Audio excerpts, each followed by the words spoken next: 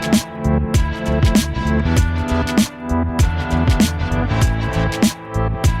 guys, it's Candace, the Edgy Veg. Welcome to my channel. If you're new here, welcome back if you've been subscribed for a while. Today I wanted to show you guys how I built my perfect vegan pantry. I know it can be a kind of daunting, difficult thing to build, so I wanted to break it down, make it super easy for you guys so you can always have delicious food at your disposal. In this video, I'm going to break this down for you guys. I want to show you the basics that I have on hand all the time, a lot of the really great substitutions that I love to use that are my go-tos, and then also some ways to store it for space. As you guys know, I'm in a one-bedroom condo. It might as well be a studio, it's so small. So I really have to optimize my space. So I'm gonna show you guys how to do that. So when I'm thinking of my pantry, I like to think of it in kind of 3 different categories. I like to have my dairy substitute, so that's like the almond milks, the cheeses, butters, that sort of thing. We have the meat substitutes that you can make from dried goods, and then the store-bought ones as well that are a little bit harder to find. Some of them are readily available as well. And then we also have our dried goods, so our nuts, our seeds, our legumes, our beans, all that stuff that you can have on hand, and if you literally have nothing in your fridge, you can still make a really delicious meal. All right, so I grabbed some of my favorite things. I'm gonna go for the tofu right away because I'm obsessed with tofu. I love tofu. You can use it so many different ways. I always have a medium firm, a firm, and a silken tofu on hand because you can use the silken tofu for desserts and sauces. The firm tofu you can use as a really great meat substitute. And then we also have the medium firm tofu, which is the best for tofu scramble. That is the secret to really great tofu scramble, is a medium firm tofu because it tastes and feels exactly like eggs. So for vegan butter, if you are okay with palm oil, I love Earth Balance. You can also make your own vegan butter at home with aquafaba or cashews. This is just readily available in most grocery stores. You can find it almost anywhere, even small towns. So this is why I always recommend this one, because it's accessible to you guys no matter where you live. In terms of milks, I have a small plant-based milk obsession. I always have like 3 to 4 different plant-based milks on hand. My new obsession is oat milk. I just started drinking that one. I like it because it's extra creamy. It's also the most eco-friendly plant-based milk that you can get because it doesn't use nuts, and nuts are really hard on the environment. I always have a soy milk on hand because it's the highest in protein and it's the most stable for cooking. And then I have a collection of almond milks. So this is the chocolate because chocolate milk is life. And then I always have an unsweetened as well, so you can put that in your coffee, smoothies. There's lots of brands that you can choose from. These are some of my favorites. In terms of things that you can buy in the store that are pretty readily available, Eve's makes my favorite sausage, breakfast sausages. You can find these guys almost in any grocery store, no matter where you are. If you're in the city, in a small town, you can almost always find these guys. Gardein makes some of the best vegan meat products that I found out there, especially if you are into like fake chicken type products. This is turkey cutlets. They also have chicken, they have wings, they have nuggets. The nuggets are amazing. Yeah, I would definitely give those a try. Oh, we can't forget about nutritional yeast, or nooch. This is vegan crack. You can do so many different things with this. So if you don't know about nutritional yeast, where have you been living? You can make things taste like butter, like cheese. You can use it as a seasoning. If you don't have access to vegan parm, you can put it on your spaghetti or your pasta and it kind of acts like a cheese. I make seitan with this stuff as well. It adds a really nice, like rich flavor to it. If you don't have this, go out and get it. It'll change your life. In terms of proteins, super important. So I always have dried beans on hand. It's really inexpensive compared to canned beans. And I have an Instant Pot, so I can whip this up in 30 minutes without having to soak them, which is great. I always have chickpeas, black beans, and kidney beans on hand. And with those things right there, you can make a really bomb chili if you have nothing else in your fridge.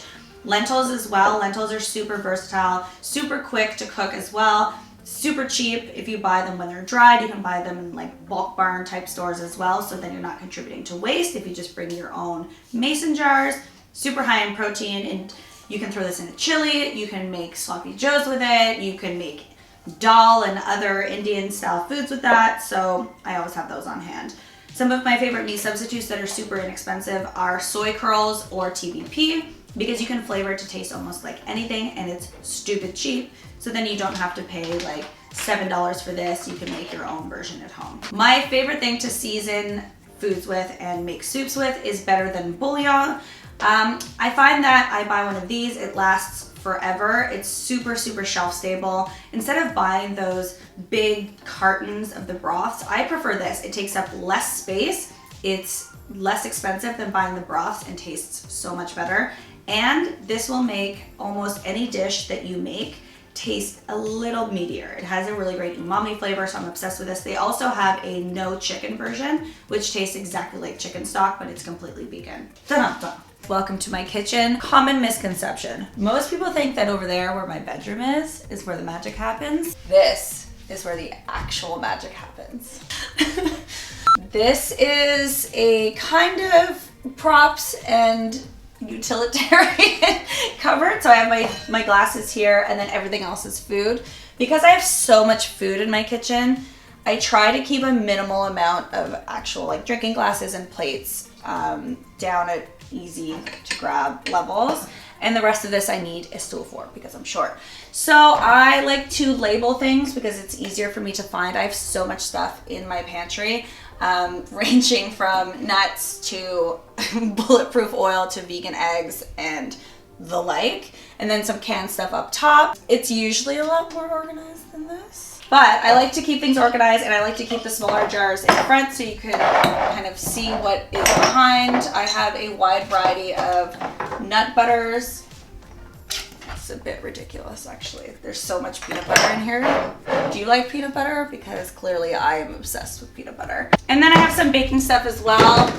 So we have our like muffin things, some ready-made pancake mix for, you know, those lazy hungover days because I get those quite frequently. And then we have some canned stuff up there. So I always have jackfruit on hand because it's a super easy, quick meal that I can throw together. So I can make pulled pork sandwiches out of that. I can throw it in a chili. I can make a gumbo with it. And it always surprises people. So I like to have that on hand in case I have some guests.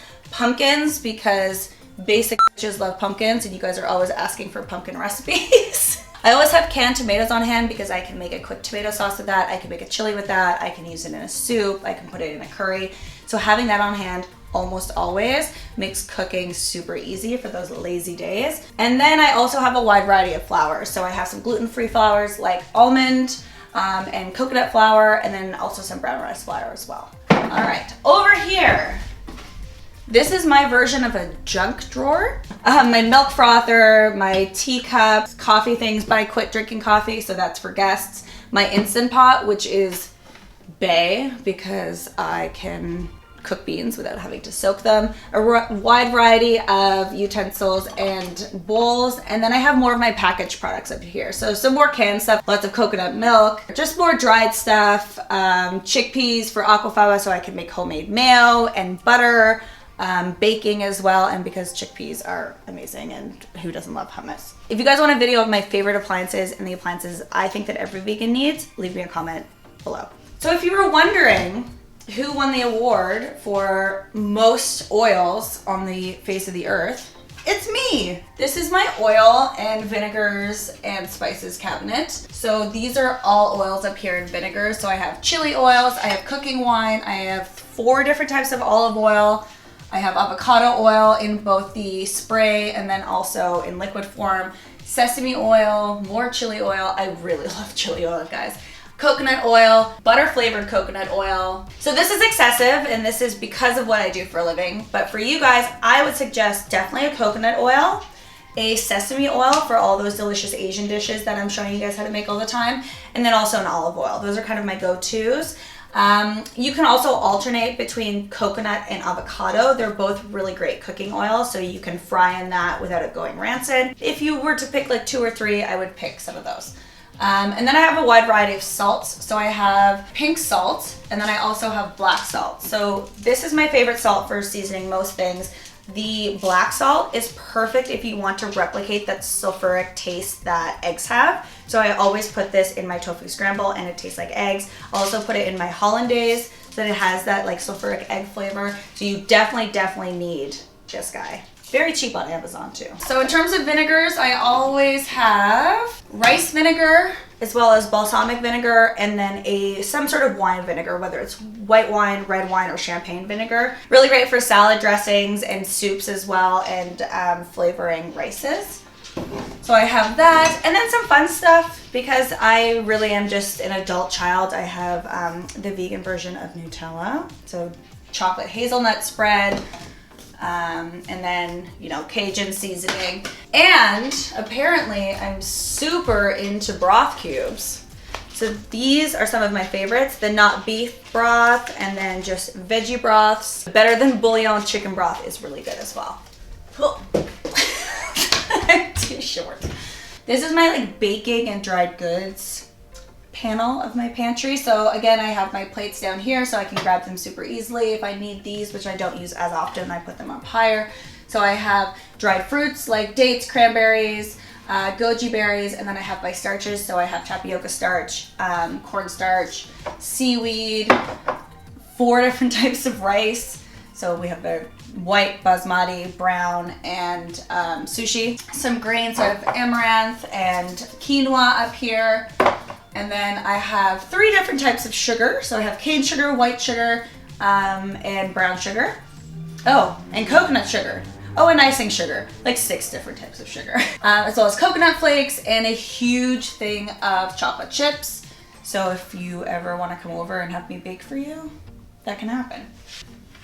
Now on to the spices. This is where you're going to see just how disorganized I really am. All right, we have 1, 2, and 3 things of spices. Okay, so along with the regular stuff that I use all the time, which I keep on the counter, I have these 3 spice boxes that I created from Amazon boxes, and I just cut the bottom off so that I can easily pull them in and out of my shelves. Otherwise, you're taking all of your spices out one at a time and putting them all back. This way I can pull it out and I can really see what I'm working with here. So I always have garlic powder, onion powder, I have 5 different types of salts here, from like Pinot Noir salt to vanilla salt and truffle salt, turmeric, pepper, lots of Cajun seasoning, garlic, thyme, and I can easily refill those when I run out with these guys here. So this is all the jarred stuff, and this is more the loose stuff. So I get a lot of stuff sent to me, or I have to buy things, and then I just refill them, and it's a lot easier than having to go through these packages all the time. So these are just the larger backups of those. And then anything that doesn't fit there ends up in this, again, another version of a junk drawer. So we have some chilies, egg replacers. I always have some tiny version of a plant-based milk for traveling on hand. I have more coconut sugar, a very large thing of pepper, hemp hearts, high in protein, and guys, hot sauce, always. So this is my super embarrassing spice collection. Obviously, this is a lot. I don't expect you guys to go out and buy these many spices. This is just because I'm cooking all the time. I'm writing cookbooks. I'm making recipes for you guys, so I have a lot of this. I also get sent a lot of stuff. But for you guys, I would suggest a handful of spices to have on hand that makes your cooking a lot easier. So obviously, salt and pepper, super important, as well as the sulfur salt, so the black salt. I also would suggest garlic powder, onion powder, a chili powder. You can do so much with just those, as well as a cumin for getting that like nice earthy meaty flavor, really great for Mexican dishes as well. The Italian spices, so some dried basil, dried oregano, and just whatever you like to cook with. Thyme's always a good one to have on hand, and rosemary. And really, you can do a lot with just that. You don't need, really, if you're on a budget, for example, you don't need a lot of these super over-the-top fancy spices. I want to share some quick storage and money-saving tips with you guys as well. So for me, I always have a selection of different sizes of mason jars. This is really great because I like to buy a lot of my stuff in bulk. So you can take these jars, as long as they're clean, take them up to the cash, for example, at Bulk Barn. They will weigh them for you, and then you can fill them up and they'll reweigh them again. You can also bring them filled, and they'll do what's called tearing. So if I bring this and I want to fill it, they'll weigh this first and then add the amount that I'm adding, and then weigh it again, and then you're only getting charged for the amount that you're adding. So that's great. Buying things in bulk and buying things dry is super inexpensive. Hey! Buying things in bulk and buying things dry is so much less expensive than buying things canned. There's definitely a premium on that.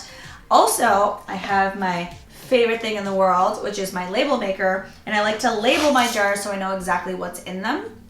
I mean, obviously I can tell that this is chickpeas, but sometimes a lot of the flours look the same, so it's good to just have them labeled so I'm not using, I don't know, cornstarch instead of powdered sugar, for example, because they look very similar. Things without a lot of packaging tend to be cheaper. It's a great way to save money.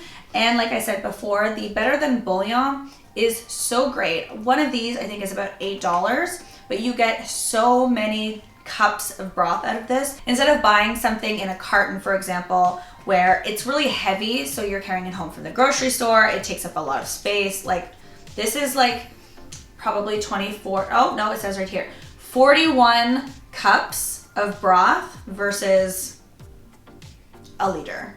Like, look at the space that you save right here. So definitely get into this, or bouillon cubes. All right, guys, I hope that you liked my pantry tips. If you guys have any awesome tips or want to share how you organize your pantry, leave me a comment in the comment section below. If you like this video and want more videos like this, give this video a big thumbs up. And if you are new here, hit that subscribe button, and I will see you next week.